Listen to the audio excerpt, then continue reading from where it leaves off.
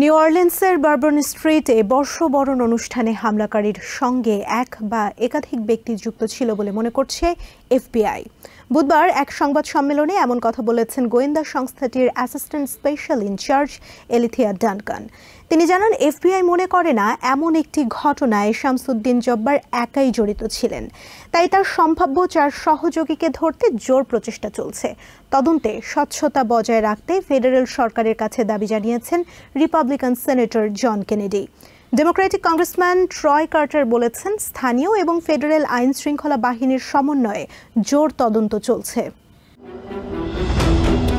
New অরলিন্সের bourbon স্ট্রিটে বর্ষবরণের অনুষ্ঠানে জনতার উপর পিকআপ ট্রাক উঠিয়ে হতাহতের ঘটনা সন্ত্রাসী হামলা কিনা তার জোর তদন্ত চলছে। এর মাঝে প্রচুর বিভ্রান্তিকর তথ্য ছড়িয়ে পড়েছে বলে সতর্ক করেছেন জনপ্রতিনিধিরা। তারা বলছেন, গোয়েন্দারা সর্বোচ্চ চেষ্টা চালিয়ে যাচ্ছেন দোষীদের আইনের আওতায় আনতে। ডেমোক্রেটিক কংগ্রেসম্যান ট্রয় কার্টার আসন বিন্যাসে যার দায়িত্বে নিউ অরলিন্স ডিস্ট্রিক্টও রয়েছে, তিনি বলছেন, স্থানীয় এবং ফেডারেল আইন শৃঙ্খলা বাহিনীর সমন্বয়ে জোর তদন্ত চলছে। দোষীরা কেউ রেহাই পাবে না বলেই বিশ্বাস করেন তিনি।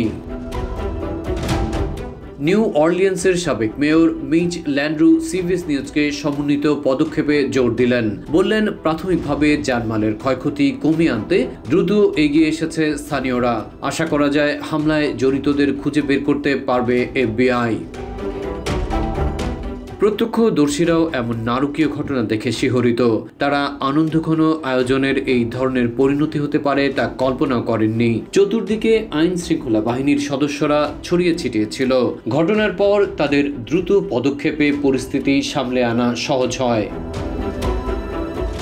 এই তরুণ একজনকে নির্বিচারে গুলি করতে দেখেছেন, কিন্তু বলতে পারছেন না নির্দিষ্ট করে ওই ব্যক্তি সম্ভাব্য হামলাকারী ছিল কিনা। তবে বারবন স্ট্রিটে বর্ষবরণের অনুষ্ঠানে সন্দেহভাজন হামলাকারীর সঙ্গে এক বা একাধিক ব্যক্তি যুক্ত ছিল বলেই মনে করছে এফবিআই।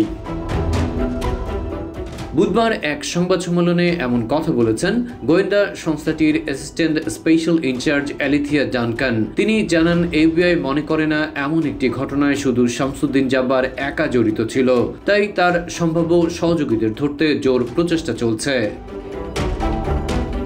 এই বিষয়ে স্থানীয় বাসিন্দাদেরও সহায়তা চেয়েছে এফবিআই। এদিকে তদন্তে স্বচ্ছতা বজায় রাখতে ফেডারেল সরকারের কাছে দাবি জানিয়েছেন রিপাবলিকান সেনেটর জন কেনেডি।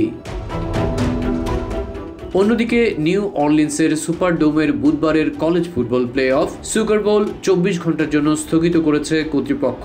সবার নিরাপত্তার কথা বিবেচনায় নিয়ে ওই পদক্ষেপ নেওয়া হয়েছে বলে জানিয়েছে কলেজ ফুটবল গেমের প্রধান নির্বাহী Jeff Hanley. Adib Mohammad, TVN 24 news desk.